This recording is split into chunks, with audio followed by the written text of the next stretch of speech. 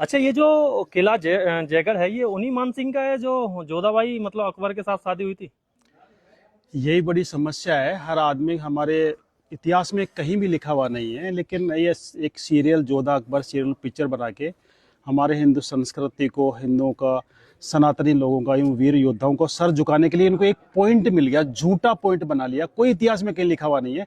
एक सीरियल और एक पिक्चर बना के इन्होंने झूठा, एक जोधाबाई आमेर की राजकुमारी थी, कोई उसको मान सिंह की बहन बताता है, कोई कौन बताता है, अकबर से शादी करती, लेकिन जोधाबाई नाम की राजकुमारी आमेर के अंदर थी ही नहीं। मैं उसी किले में बैठा हूँ, जयगढ़ फोर्ट के सामने, जो राजा मान सिंह का किला था।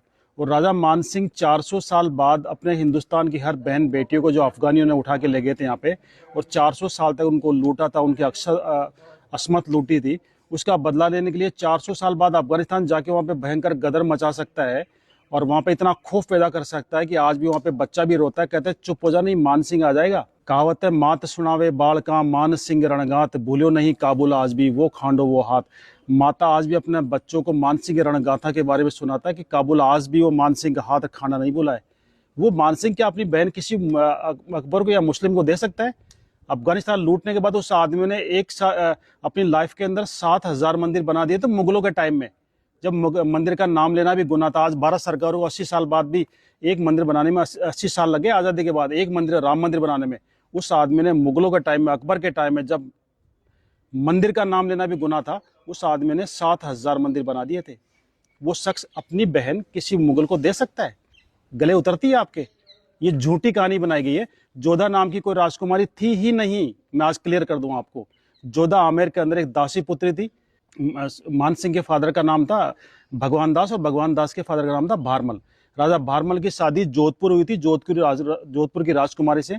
उनके साथ जो दासी आई थी वो पर्शियन थी, ईरानी मुसलमान थी, वो शिया मुसलमान थी, पर्शियन थी। उसकी दासी की लड़की, दासी जो डिलीवरी पीरियड में खत्म हो गई थी, उसकी बच्ची, जिसको आमेर की रानी ने, भारमल की वाइफ ने पाल पोस के बड़ा किया, बच्ची की तरह रख के उसको दूध पिला के बड़ा किया। उसकी शादी, क्योंकि वो मुस्लिम थी इसलिए उसका धर्म खराब नहीं हो, इसलिए उसको बेटी के बराबर पाल के उसकी शादी अकबर जैसे बादशाह से करके अपना धर्म निभाया था कि किसी मुस्लिम की शादी हिंदू से नहीं करूं। और लोगों ने उसको कहानी बना दी कि सब, जो मान सिंह की सिस्टर थी, मान सिंह की बुआ थी, अकबर से शादी कर दी। मान सिंह जैसा तो योद्धा ही नहीं था। अगर मान सिंह नहीं था उस समय सनातन ही खत्म हो जाता। आज हर मंदिर के ऊपर आपको पचरंगा झंडा नजर आता है। पता है पचरंगा झंडा क्यों लगाते हैं? अफगानिस्तान के 5 कबीलों को जो हराया था, 5 टुकड़ों में डिवाइड था अफगानिस्तान, काबुल, कंधार, बलख, गजनी और तजाक। खूंखार कबीले थे। दुनिया की कोई सेना वहां पे गई लेकिन जिंदा वापस नहीं आई थी। उस अफगानिस्तान को मान सिंह ने एक युद्ध में पूरे कंट्री को परास्त कर दिया था। 5 के झंडे छीने, उनको 5 के मिलाए, उस विजय की याद में अपना पचरंगा झंडा रखा था। उससे पहले अफगानियों ने यह हालत कर दी थी हिंदुस्तान की। हरिद्वार जाते, हरिद्वार में जितने भी पंडित थे सारे पंडितों को मार दिया था, सारे पूजा वहां पे बंद हो गई थी।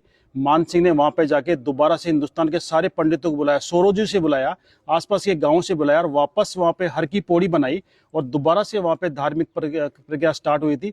हिंदुस्तान के हर कोने से पंडित गए थे। राजा मान सिंह को धर्म रक्षक माना था और उनके पचरंगे झंडे को मिला के, 5 कलर को मिला के, आगे से तीखा करके उसको धर्म ध्वजा का रूप दिया था। आज हर मंदिर के ऊपर 5 कलर का झंडा क्यों मिलता है? ये राजा मान सिंह ने अफगानिस्तान को हराया था, उसी झंडे को धर्म ध्वजा का रूप दिया और राजा मान सिंह को धर्म रक्षक की उपाधि दी। सारे हिंदुस्तान के सब पंडितों ने धर्म बचाया अगर किसी ने तो राजा मान सिंह ने। हमें बदनाम किया जाता है, मान सिंह को बदनाम किया जाता है कि मान सिंह राणा प्रताप का साथ देते, हिंदुस्तान का इतिहास ही अलग होता। मैं बता दूं, अगर माना प्रताप के साथ अगर मान सिंह मिल जाते, उस समय हिंदुस्तान का साउथ पार्ट पूरे अफगानों के अंडर में था और उनको हराना बड़ा मुश्किल था। और उधर से मुगल और आ गए थे, मुगलों के पास वो हथियार थे, तोपे बंदूकें, जो इंडियन के पास किसी के पास नहीं थी। अगर मान सिंह राणा प्रताप से मिलते तो मुगल और पठान मिल जाते, हिंदुस्तान से नामो निशान मिटा देते हिंदुओं का और सनातन का।